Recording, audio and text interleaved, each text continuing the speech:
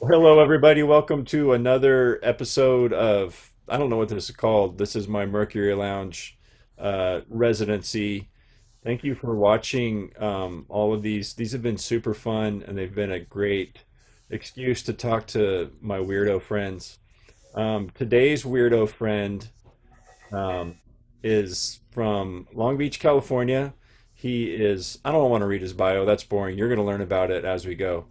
But somewhere on the screen, Derrick C. Brown should be appearing, I think, out of the sky. Uh, Ooh, a lot of crumbs under this dinner table. I got it wrong. He came up from the bottom, but he's here. And I came from the bottom, and now I'm here. I started at the bottom, and now I'm here. You crawled your way into my Zoom. Yep. Hello. Hey, buddy, how you doing? I'm feeling all right. Just all right. Just awful times here in Long Beach as far as the looting and the burning. Great time for activism. Awful time for COVID stuff too. Yeah, does it feel like the COVID thing has taken a back seat out there to people getting together? Oh yeah, yeah. I heard one uh, young black activists say, we could get killed by the cops or we could get killed by this disease. I'd rather get killed fighting for something. And I was like, oh, great point. Yeah. Is like obviously people's like political view of colors, how they treat historically it's treated how people think of the virus. So like in Oklahoma, it's so many things have opened back up already, and it you kind of have to look for people with masks, and and I feel like it's probably super different in LA right now. Yeah, I think they did a good job of telling people how water droplets work out of your mouth for spreading it, and people bought in, and so I think it's helped our state a lot. I want to know about Sweden, who decided to try and do herd mentality, herd immunity. Community, yeah. I heard that they have the now, as of this week, highest deaths per capita from COVID. So I don't Really, know all the details. I missed that one. Man, there's only so much bad news you can take in. Sometimes I like tune out. I felt like I don't even deserve to be writing right now. This is a time in history that we'll never forget. As if you look back in time from a gas crisis or 9/11 or something. It is so historical, and if anyone's ever like, "Hey, I'm not going to turn in this thing on time," I'm like, "No problem for anything." Everyone gets grace and mercy for having their brains scrambled right now. So speaking of scrambling, I see Lizzie in the kitchen, just a sliver cooking, and it's kind of fun, but I don't know if you want to keep Oh that up. yeah, that's her. There you go. I can see her arm. It's a Yeah, little trivia if we want to talk about that later. yeah, sure, sure. She's an amazing musician. Yeah, we'll have her come say hi and drop her stuff in a little bit later. Cool. Dude, I was putting my list of guests together, and I wanted to keep it. I wanted to have it be people I don't get to talk to a lot, but that I wish I got to talk to more often. And that's been a good move because it's just been super fun. And you were like top of my list. Thanks, buddy. I wonder if anyone in Oklahoma knows what I do. I haven't been there.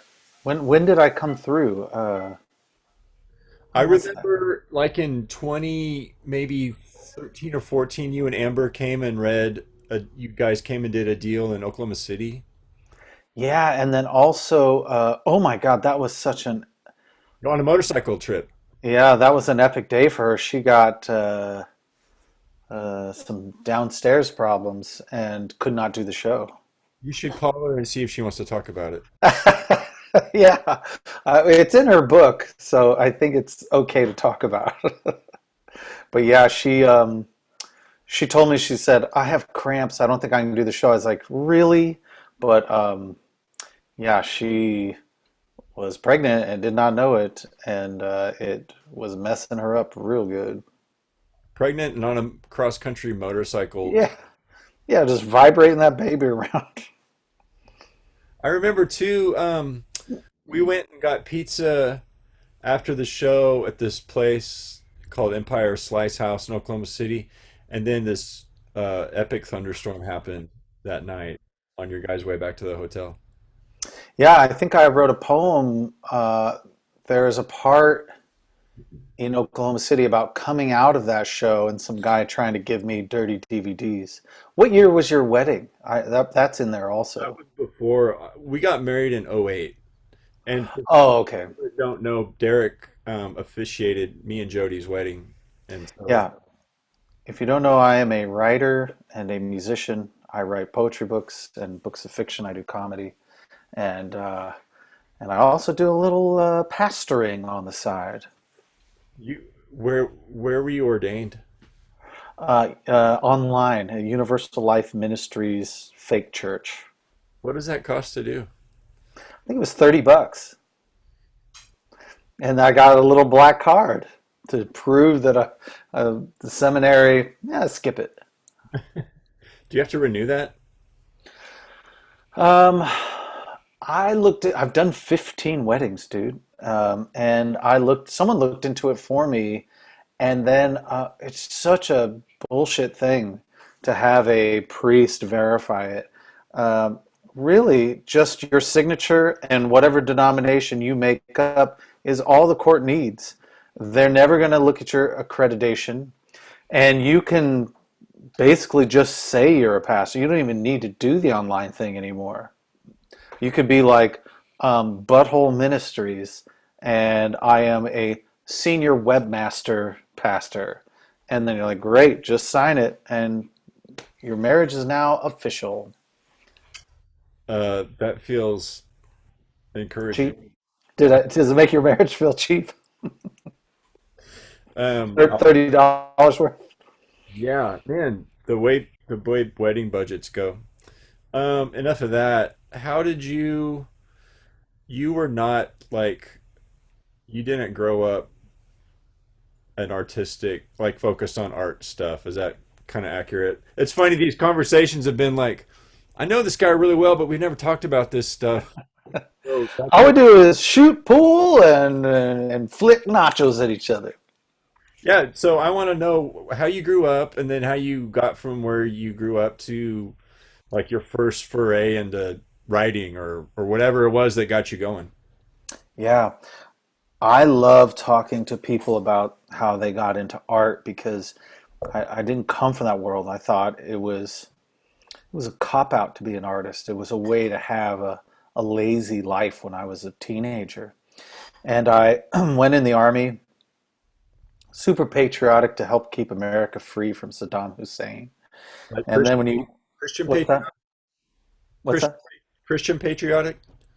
Yeah, super hardcore conservative magician, wanted to go to Las Vegas and change the dirtiness of the Las Vegas Strip through the power of prestidigitation. And then, as war was possibly breaking out, I signed up to be an artilleryman for the 82nd Airborne. And then when I got in, everything changed for me. My views on religion, on art, on music, on culture, on fairness. And my brain opened up just from talking with people from all around the US, from so many different backgrounds. Everything I clung to so tightly about, I know this is true, I was willing to let things fade away and just see what felt true to me. And one thing was, I started writing down little ideas because I thought death was close when we were training for battle. And I didn't know that what I was writing was poetry. And someone said, you should read it, this thing called an open mic. It's going to be at a coffee shop. And I was like, you get coffee like McDonald's or Denny's. What's a coffee shop? They're like, oh, everyone hangs out and it's very bohemian, like in the 50s. And I was like, whoa, this is a trip. And they were this culture of poets in Southern California were very accepting. And I was very stiff and rigid. And it helped loosen me up and made me see this buzz that you get from connecting with other humans from writing. So that was 91, 92, 93 was the Army. And then 94, 95, I started sharing my really terrible poems live on stage. And then I met some other poets that I went to and said, "Can you mentor me? I want to be as good as you." And they luckily said, "Yeah, I'll help you get out of this shit funk of writing bad stuff." So Were that there changed my life. was like when you were writing your first little ideas, and maybe before you knew they might be poems, were you like thinking of any other like poet that you had read before or like lyric? No, I knew no poets. I knew no one that was an artist. In my community where I grew up near Long Beach, I grew up in this little suburb town near Los Alamos called Cypress, and it was suburbs, park nearby, bad kids, good kids, gangs. Skinheads were popular at the time, surfers, and I was big into skateboarding and BMX. And the other kids on my block were into stealing stuff, lowering cars when they turned 16, and a lot of fights. I remember all that.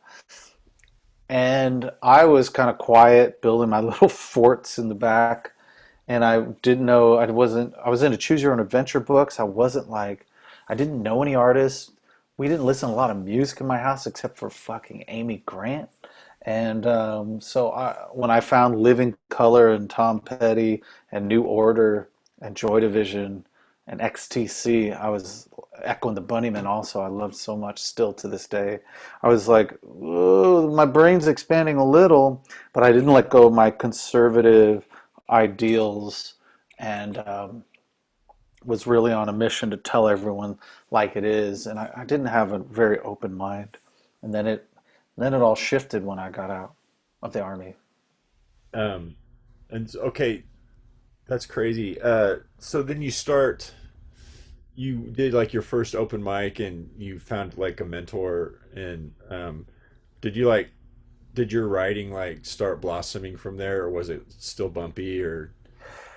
Well, it's interesting. I did this series during National Poetry Month in April, an online series where every Thursday and Friday I would lullaby some songs and then I'd read my past books going backwards from the newest all the way to the oldest for the last 8 or 9 books over the last 20 years.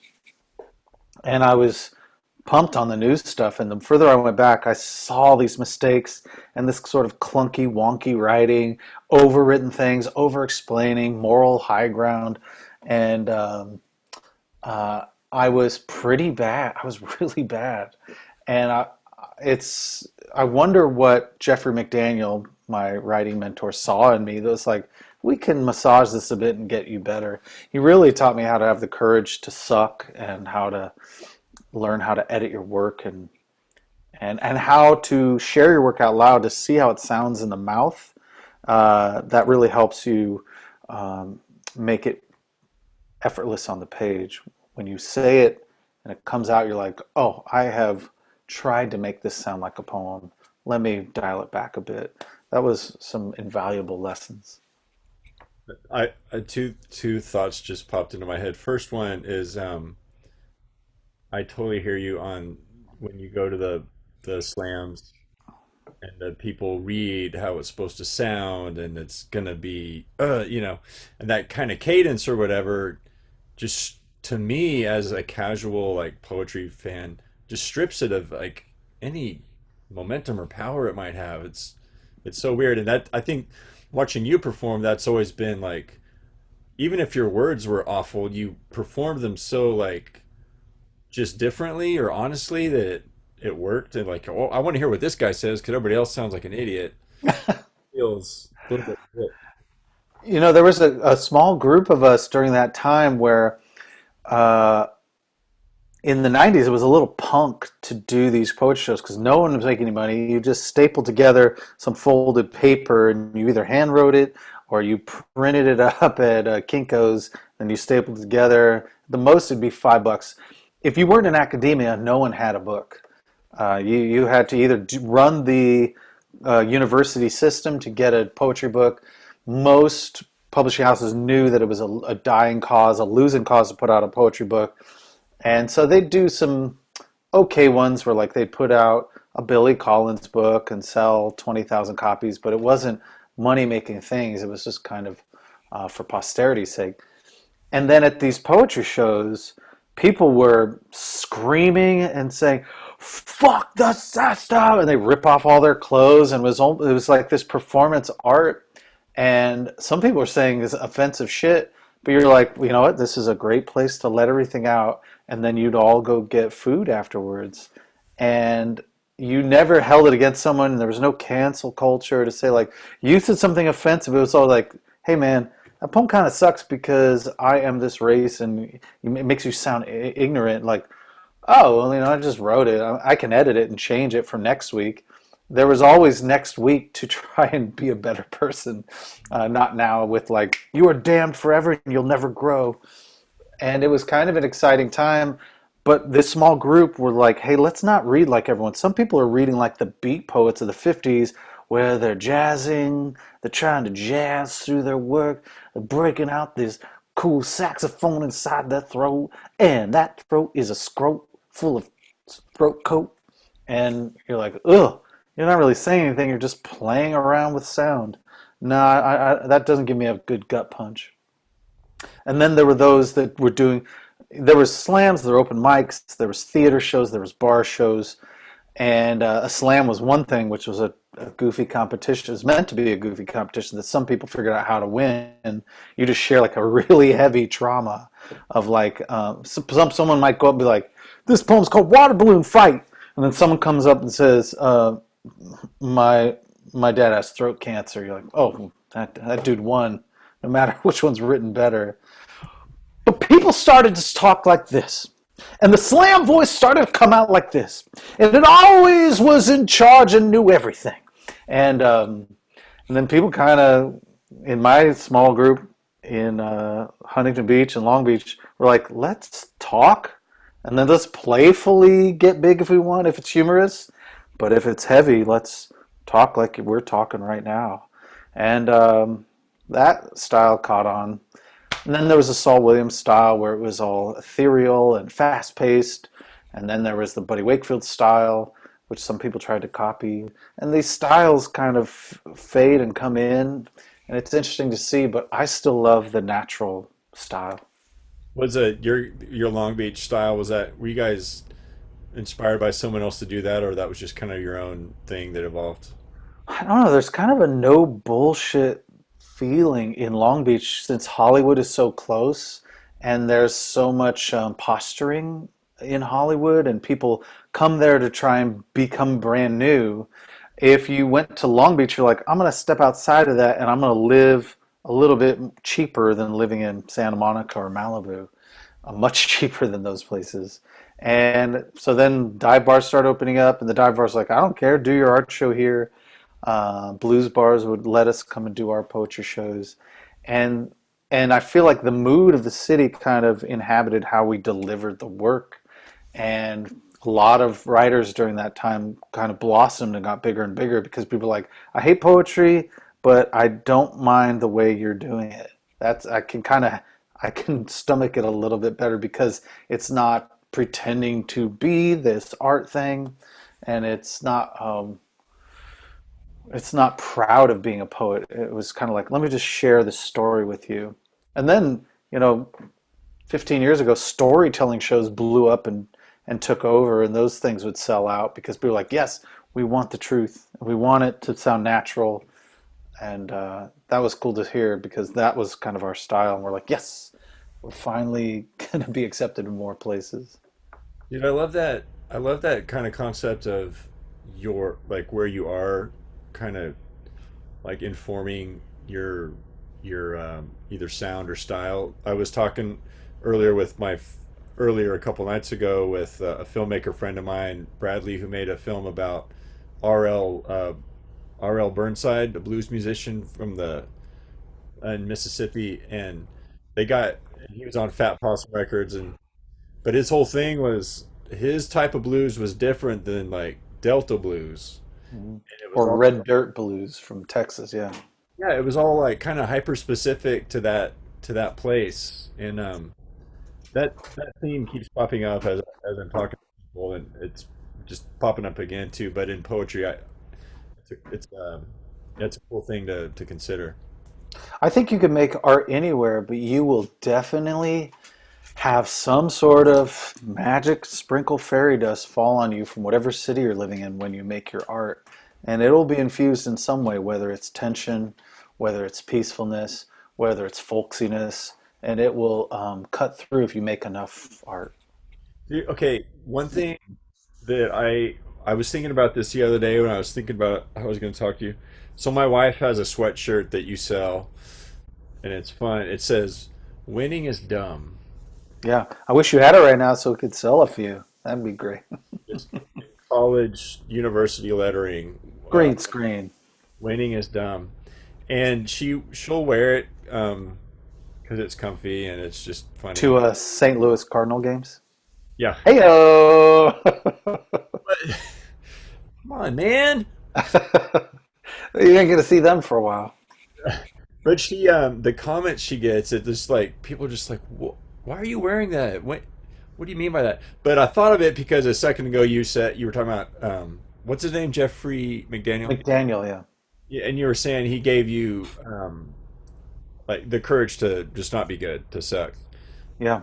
To And get that first draft out and at least you get that foundation going. So many great pieces of art are stymied by I don't know if this first idea is good. Um, yeah. So getting over that hurdle changes everything. oh, come here, bud. Do you want to come say hi? Here comes August. Oh, my son's in his jammies. He's saying hi. What is it? I'm talking with my bud. Let me finish my question for you, and as you answer, I'll talk to him. But the idea was that I keep seeing, and there you have that poem that I remember really well, "Victory Explosions," Yeah. and not to reduce it to this, but the whole idea is you don't learn anything from winning. You don't make any progress when you win. You're only learning and you're progressing by getting your ass kicked. It is losing that has yielded the unforgettable lesson. Losing is pregnant with chance. Uh, Winning escorts loss to every dance. And that is true harmony, harmony, harmony. Yeah, that's how the poem ends.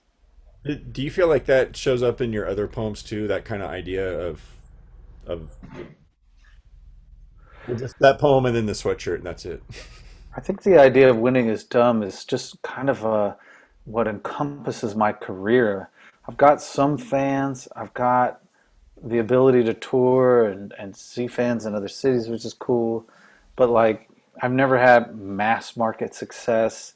I've got enough to stay alive. I feel like I don't know. I don't know what selling out is. I have probably not been given an opportunity to sell out, but I feel really happy whenever I get the chance to call down the muse and crank something out.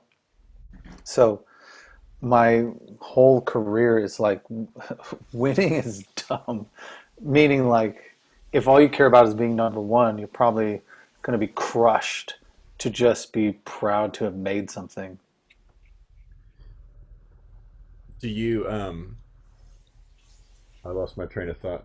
So Augustus, come here. My son's in here and I feel like he wants to say something. Come here. Augustus, My I wrote friend, a song for you. he wrote a song for you. Come here, or you need to go to bed. You have a question for me? You want to hear this song, Augustus? It's about you. Okay. He said, okay, you got to come sit on my lap though if you're going to hear it. Come on. Oh, here he comes. All right, never mind, never mind. We'll keep going. Oh, okay, here he is. All right, he's got his song. Oh, Augustus, you ready for the song I wrote about you? Yes. Augustus, do you like my face? When I make it like this, I look like a granny. Augustus, will you go to bed? And when you go to bed, will you wear cool jammies? It's about you. He's been working on that all week. I told him Yeah. to It kind of sounds like, with karate, I'll kick your buns. All right, bud. That was your bedtime song. That should help you Yep. sleep peacefully. I'll be up a little bit I'll later. work on the chorus. I'll work on the chorus. You have a question? Yeah. What is it? Hurry up. Oh, so, the flag is thunder. Oh, okay. Well, go tell Mama about it. Go tell She Mama told about it. me to tell you. You guys are getting the real deal here. I'm so excited for, I remember when you're like, look at my little creature. And I'm so excited for the time when, in a couple years where he just beats you up all the time. That's going to be awesome. Is that gonna happen? You're gonna beat me up? We were playing horse the other day out front, and he said, "Dad, guard me." First of all, he destroyed me at horse. Oh And my gosh. like, "Dad, guard me," and so and then what's it called when you dribble under the defender's legs to go around them? A nutmeg, I think it was. Oh, nutmeg. Yeah. Yeah, I That's in got soccer too. Yeah. so. Um, Winning is dumb, right? Yeah. Um, Yeah. Tell him that. yeah. Um, okay, dude. I mean, so I met you when we did a tour together, and gone Separate bands. Yeah. we've gone over this a few times. I don't think either of us realized it at the time, but it was an emo tour. We were both in emo bands. What's so awesome is some people have been sending me messages saying, when will the John Wilkes Kissing Booth get back together? And then someone sent me a screenshot where there's this website saying, is this band emo? And they typed in the John Wilkes Kissing Booth and they said, this is not an emo band. And then someone typed in emo playlists and we showed up on like three of them. And I'm like, that's pretty emo. It's official at that point. Were you so when you were doing that band, was that like poetry came first and writing came first, and then you somehow fell into music? Yeah, what's weird is that my buddy Jeff Newmanville and I started the band, and we wanted to sound like a band called the Blow Monkeys. They had a song called "Diggin' Your Scene," and we wanted to be kind of like Spandau Ballet and kind of get this sort of British poshness. But we brought Tony Joe into the band, and we brought Jason Bozell, who went on. Jason Bozell was like, "Hey guys, I love this band so much, but I got an offer to play with this band called Rilo Kiley, but I will never quit your band because it's my number one." And then he's like, "Oh, they're gonna pay me a lot of money. They're gonna make it." So he quit our band. That set us back a bit. I was like, "You will never regret it." And you will never live this down. But he was fine. He made a lot of money. But then we got another drummer, Jory, and we got Jason Donnell and Paul Smith, and we eventually turned into this. We made all these kind of soft songs, and then live, all the aggressive songs were fun and and then that's what the audience liked too. We're like, all right, let's just not play the slow songs as much. Let's do 80% rage, aggression, and 20% slow it down a bit. And that's what our band was for like 4 years. Is that's kind of the length of the that you guys toured and played shows and stuff? Yeah, we made an EP for 2 years from like 98 to 2000. Then 2000, 2004, we toured Man, it was so expensive being a band back then. I remember to make a song, we'd meet twice a week for 4 hours, and someone would come up with an idea and a lick, and someone's like, nah, that sounds like Bare Naked Ladies. I don't like it. And you're like, oh yeah, it kind of does. All right, let's start. Let's start out with some bass. And I'd sit there as a singer, just waiting and waiting, and be like, "Oh, I could sing something over that. Play that again." And then we try and get it, and we'd get a piece of it, and then we record it with a tape recorder, and then we'd all go home, and then it would take us like a month to write one song, and it was so boring, and then it was so tense because you're paying $40 every 40 to $50 every time you bought a lockout for that much time, and we were just losing money all over the place. We just gotta make it. We gotta make it. And yeah, Uh, I I'm trying to think back when we first met. I don't think White Bloody was happening at that point. no, I started Red Bloody in 2004, January 2004, and then that was also the year that the I had moved to Tennessee. When I was moving to Tennessee, I was like, I don't think I can do this. There's no way to fly in to do this band anymore, and it wasn't fun anymore. Like the you love these dudes, and then to get really tense in a band practice almost every time, and have someone walk out of the band practice because they got butthurt that their idea sounds like blank. It was a lot of stress in your life, and I'm like, you know what, I could make more money just sharing my poems and have no stress.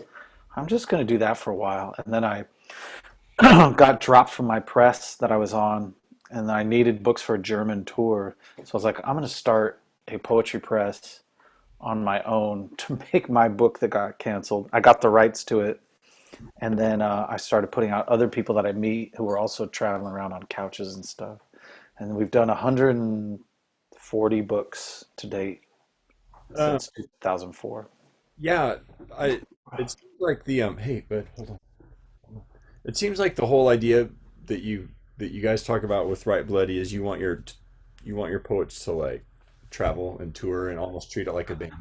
That's from being in a band where I was like, the only way you're going to build a fan base is if you put on a good show, you're not annoying live, and that you have all the things going. You got your website, you're promoting, you got a mailing list, you're doing all the stuff a band would do as if they were on a small indie label. We were on a small indie label called Velvet Blue, and they never gave us a dime of money. And uh, yeah, that's the tour I did with your band, Lewis, that you were playing with. Yeah, yeah. Did you ever like get books submitted to you that were super solid, but the like for one reason or another the person didn't want to perform or couldn't perform that great or Yeah, we did a submission period every year where we would have a two-part submission contest where you had to submit 5 poems, and hundreds of applications come in. And then we'd have a editing crew that would vote and judge like, oh, this is strong. I can't wait to see more. And whoever got the highest ranks, we tell those 20 people, all right, send us a full 40 poem manuscript. And then in 2 weeks, we want you to post you a video on YouTube and send us the link of you reading a poem out loud to make sure they weren't doing poetry voice and yeah, that they weren't going to bum out an audience, so that we could spread um, this awesome energy that so many diverse poets with various backgrounds had. And we wanted to spread that, like, hey, poetry's not annoying. Let us change your minds. It can be as good as going to a movie or seeing a concert. And you're going to be a fan of this person. You're going to want to take home a souvenir, which is their book. Oh, I got an itchy nose. And so that's how the press started. Right bloody. would I think I mentioned this earlier, but the venue that is hosting this series this week is it's called the Mercury Lounge in Tulsa. It's a really great spot. But I know you have I know you have a lot of poems that are based on like travels. Do you have anything that's Tulsa or Oklahoma centric that you would share? Ooh, I happen to have something. This is a poem I wrote during a tour when I'd hit different cities, and it starts out with Oklahoma City, and then Tulsa's in there too. And it was written maybe at least 10 or 12 years ago. And this, I've got a couple of books. I got this new one called How the Body Works the Dark. It's love poems and erotic poems and sad poems. And then this is the collection that I would take on tour several years ago when I didn't want to bring all 7 books at the time out. I just chose some of the hits. And this is one that people seem to like, called The Long Outstanding Saltation into Wide Open Air. Let me And let me Wild Open Air.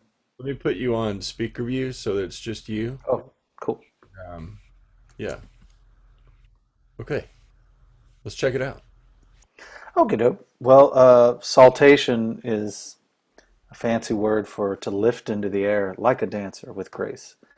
And sometimes I felt like that. So this is, here we go. Starts off with Oklahoma City, Oklahoma. I stopped at Galileo's bar in the Paseo district. Free beer if you feature your poems. I decided to feature my poems. Someone tried to sell me dirty DVDs in the parking lot. Dirty DVDs in the parking lot. One was called Ass, Ass, Ass, where the phrase triple ass would have been just fine. He did not want to trade a poetry book for the DVD. Poetry will be worth more than lo-fi fake lust someday. I remember making out once with a woman in a handicap elevator around here. Rowdy stumble touch is always better than classy balance. The night air here is flat. The day falls in cream and crimson. I know that Dylan Thomas left a beer can on stage when he spoke at OU. It was on display for years. Hey, do you guys just call it the U? No, OU. OU. Yeah. It was on display for years, and someone stole that empty beer can from the museum. I wondered, did they put it up their ears like a seashell? Middle American exit noise and Dust Bowl wrath poems pouring out. All of it not worth more than a few hand streaks down an elevator wall. Norman, Oklahoma. Ever been there? I'm here, baby. All right. My friends, my friends, Beau and Jody are getting married today. I got ordained online and agreed to pastor their wedding in the middle of this cross-country tour. He has a lumberjack's beard and a strong Springsteen half-sober face like a gun stock. She has a white tinsel smile and a jar of black olives for hair. I remember a father slow dancing with his daughter, clumsy, gentle, unashamed.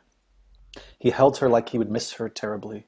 When he let her go, it was true and perfect. Tulsa, Oklahoma. Man, the moms here sure are attractive. Boulder, Colorado. Everyone in Boulder looks like a fitness coach on whippets. Where are you hiding all the gay bars? Denver, Colorado. The Mercury Cafe is an artisan chocolate eclair, dark, sweet, and full of weird goo. At some point during the poetry show, I threw some chairs to get at an audience member who was texting during my set. That is an awful way to sell books. There sure are a lot of folks here with face piercings. They look like fish that fought hard and finally broke away from the line. I'm proud of you. And the last three cities, Omaha, Nebraska. It says the good life when you drive into Omaha, but it looks like the aftermath of Goliath's belly flop. We met up with the fellows of Delta Spirit at a venue downtown, danced our demons out.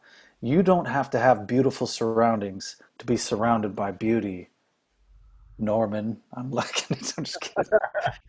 Chicago, Illinois. Their bones are bright and full of freezer burn. Even the bicycles are drunk in Chicago. The lips of Chicago wrap around me in sausage skin. The city, a heaving castle with asthma rising from a lake that doesn't end. You laugh so hard in Chicago, your ribs rip. Best people in the whole damn world, 18 degrees outside and still barbecuing. And the last city, Dayton, Ohio. Driving in the van, I'm reminded to tell my friend with the broken heart in the driver's seat, hey, don't ruin love by wanting it so bad. Don't ruin love by wanting it so bad. It goes on and on from there. I love it. I remember that one when because I'm remembering it now, and it was part of a book. Scandelabra? Might even have it. It was, or maybe I had a compilation, but it was is I want the title "Good Things About America" comes to mind. Oh, yeah, I think it made it in that anthology too. Yeah, I always um and I feel like that came out around '08 or so, and that would have been just like smack in the middle. Well, '08, Obama was elected in '08, right? But it was just kind of Yeah, that's how the poem ends. Is the day that poem ends on the Davis election. I was in Bellingham, and it's just everyone running through the streets with flags, and I was like, Do people just have flags hiding in their closet, waiting for a day of jubilation that they're proud to run through the streets? It was really a beautiful moment. But I've always kind of appreciated that in different poems I've seen of yours, like an attempt at, or not even an attempt, but just kind of an acknowledgement of like patriot. I wouldn't even call it patriotism, but just like addressing it in a almost optimistic way. Like, is there a way to be patriotic? Yeah, it's really interesting where, like, especially now to talk about that, where there's there's such thing as blind patriotism where you just learn to respect your elders, you respect your president no matter what, you respect everything, every law that's been handed down because you want to be a just a good person. And so I probably had that kind of patriotism at some point. But then there's a patriotism that comes from when you travel the country and you meet people in so many cities where you're like, man, I thought Fairbanks would have been a total shithole, but there's some incredible people there. Oh man, yeah, Bangor is very hard to live in. Portland, Maine has some real beauty and amazing folks. And then you're patriotic in the sense that you're proud of the types of character that Americans have because it's so different than like how the French are and how we're like let's just do it and and it's so different than Australians or Canadians who travel and you talk to like someone in Germany like yeah when the Australians come through they kind of just tear up the place. Sometimes Americans come through and they're either really oblivious to history or they're really like mellow. Canadians, you see them all the time. Like how we are as a people, you don't necessarily think about it that much because you're like, am I an Oklahoman? Am I a Southerner? Am I an American? And then travel just gives you a sense of patriotism for what it, this sort of grit that Americans have. And it's such a jacked up policy wise country. But every country hates their policies, hates their leaders, and struggles with trying to become better.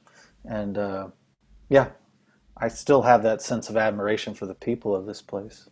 Probably a little bit in a minority as far as like hanging around artists and poets and musicians that being a vet, like and having that kind of background, does that surely that colors kind of an maybe more of an attempt to reconcile those things, do you think?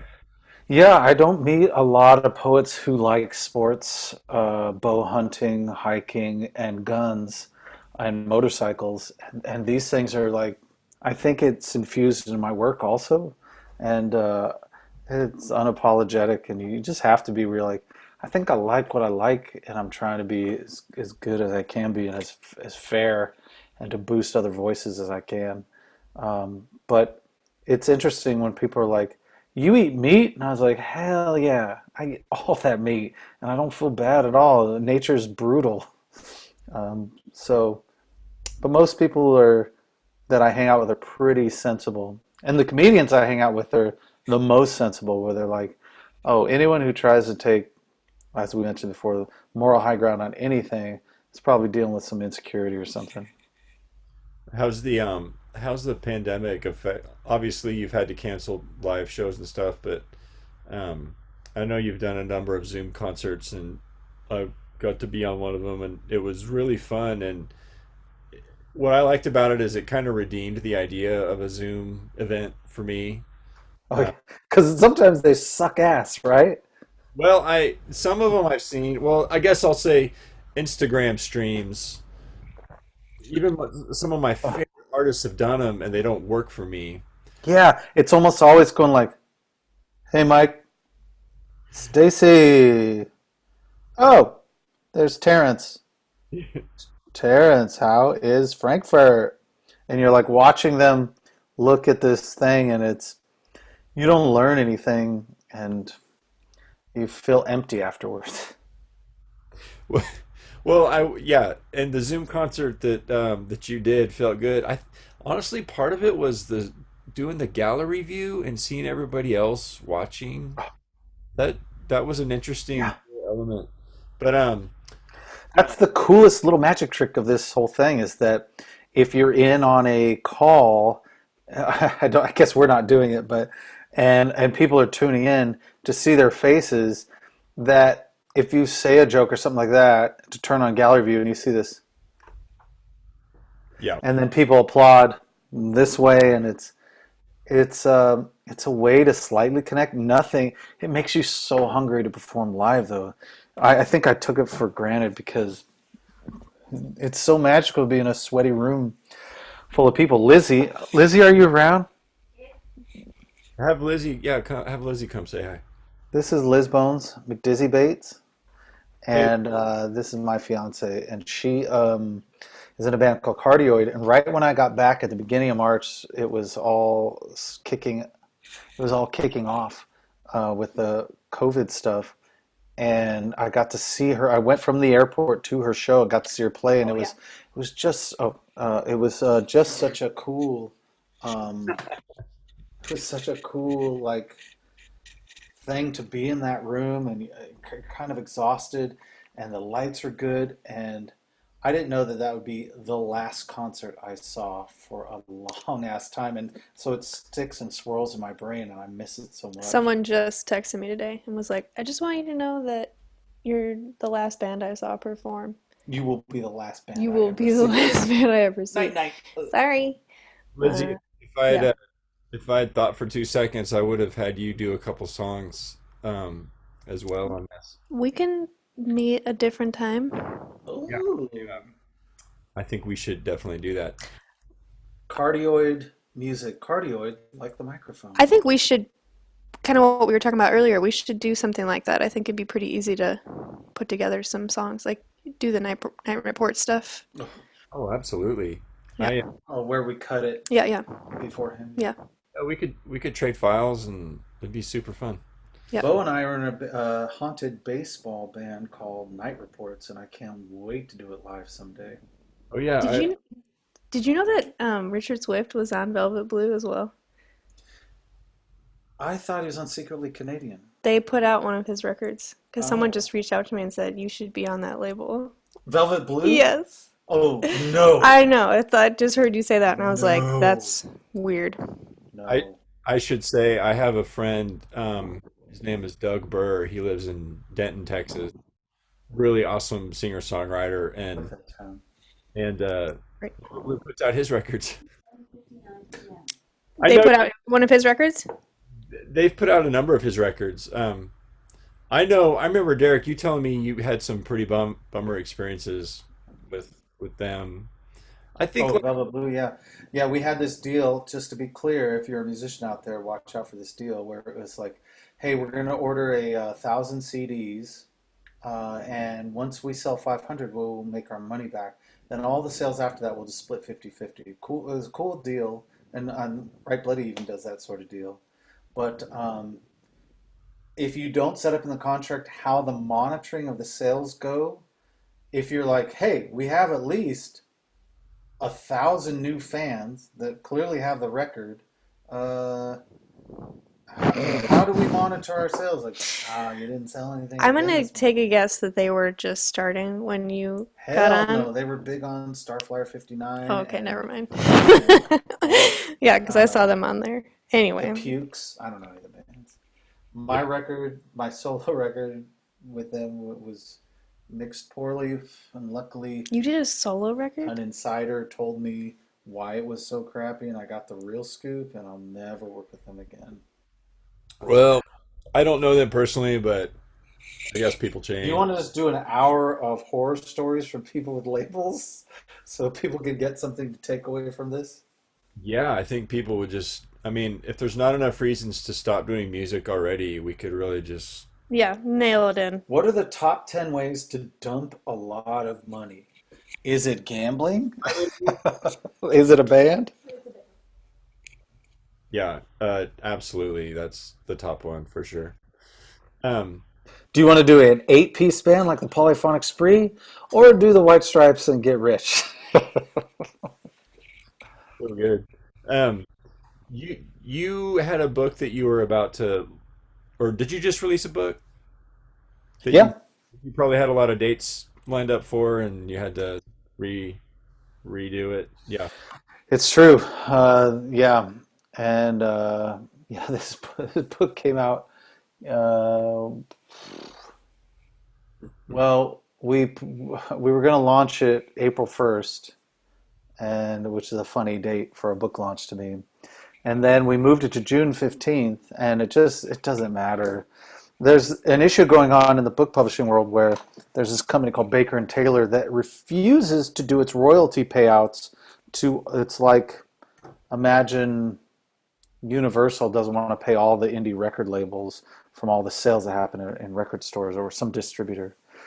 And we're experiencing that right now. So I'm like, if this book goes out and sees the light of day, I'll be so pumped. But it's an Well, awful time to release a thing.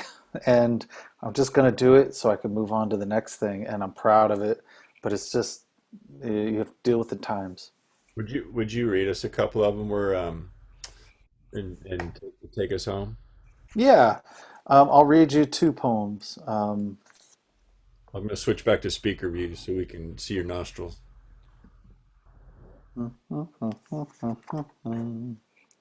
I'm going to read you. What are you in the mood for? Tell me, and I'll hunt it down. Night lullaby, nighttime sleepiness, or let's see, this will be these are it's about 8 o'clock, so yeah, I think nighttime stuff might work. Okay, great. You got it. Actually, I'm going to do one about barbecue, and Oh, then I'm going to do one that's a little sweet, good nighty kind of poem. How's that sound? barbecue puts me to sleep. Do you want to end on that? Yeah, let's do it. You want to end on barbecue? All right, so here's the romantic one that will end on a barbecue. This is called "The Fireplace Reaches Out to Me." And to me, it's romantic. From the hit book, How the Body Works the Dark, you can get on Amazon or Barnes and Noble, and I'll get 50 cents per book. The fireplace reaches out to me. The fireplace looks like a wide-eyed Brahmin bull reaching for release from its tight cage. I reach toward it, warming my hands, teasing the flame. The pine cabin walls are terrified. We are drunk and loading more logs into the bull's mouth. Old age is upstairs, and the mini bar is full of fast forward buttons.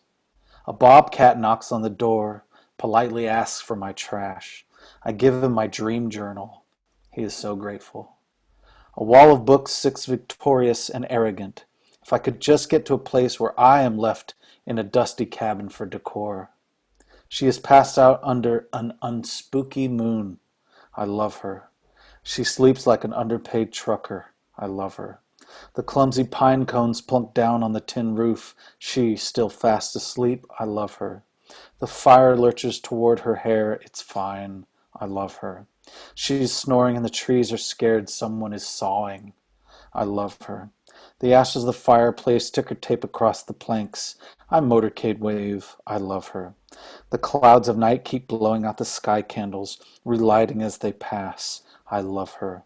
We are soft, forgotten things in the middle of nowhere. Her dad is gone. I am eavesdropping on her dreams, a blanket clumsy over her legs. Can we live here forever? The fire is growing. In her sleep, we're on an inner tube in the snow, and everyone we love is alive.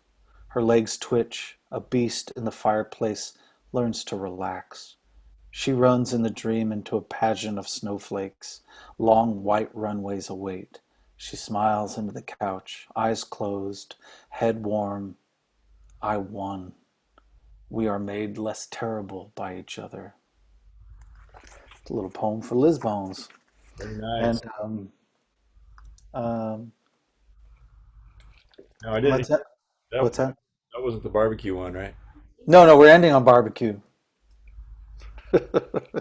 Oh, and by the way, I covered her feet in barbecue sauce.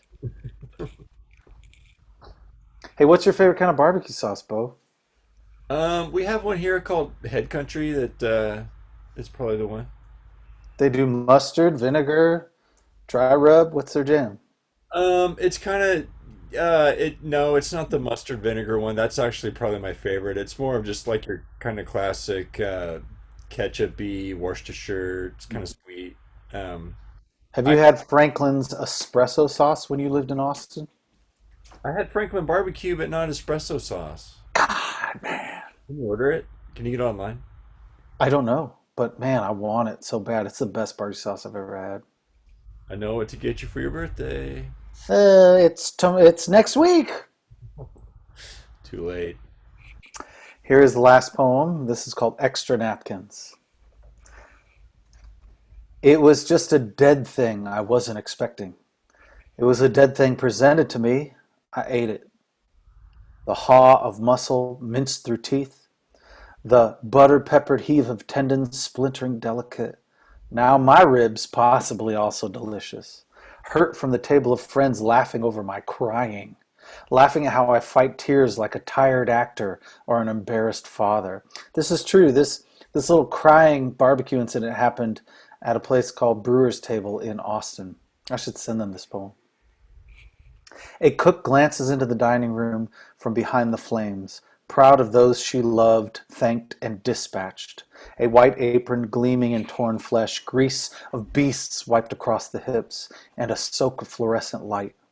Bowls of dead blood worked and reworked in the fire until consumed and made faultless. When I saw my friends were all focused on me after eating the barbecue, I woke like Coke. I said, I swallowed and it was so good it took over. Someone figured out my mouth, but first figured out their own and then did the work and pushed and tested and got it right for themselves, knowing I was out there hungry and unsettled, and a stranger knew I needed this and I could not make it for myself. The 23-year-old at the table said, what kind of space do you need right now? The 27-year-old said, I would buy us all around, but I don't know who is allergic to what. The 33-year-old at the table said, I'm going to buy us all the damn drinks. You get what you get. And the 45-year-old said, man, Derrick, you cry like a bitch. When I cry, the world is blurred and soft. And I can't tell the difference between a laugh and a wince. When I laugh, cry, I am a lovely bitch, a hydrant axed. A table full of sadness coughs up sapphire and porno music. What did I prove by trying to be alone for so long? My spirit appears, red and splattered, revealed in sauce across my fading face, saved from death. What about your friends? Oh, I just imagine myself at that barbecue spot and I'm reading like brisket, 16.99 a pound, ribs, 2.99 a pound. I flip it over and there are poems on the back. How great. Wouldn't that be wouldn't that be tasty? You got to do it. You got to do it. I'm gonna Derek, send it. I totally forgot to send them that. Derek, I love talking with you, buddy. I love you, dude, and I miss you, and I hope a couple people tune in. Yeah, they will. They will. People like you here. It'll be good. Um, so I'm going to stop recording and then I'll talk to you a little bit afterwards, but Okay. that's for no one else to see. Say hello to Jodeci for me. Yeah, Gustus, do you want to say goodbye to Derek? See you, Augustus. Thank you, Mercury Lounge. Thank you, Bobby Dean, for letting me do this. Thank you, everybody, for watching. Check out Derek. Check out Lizzie's music. I'll put their info in the comments somehow. Thanks, everybody. See you around.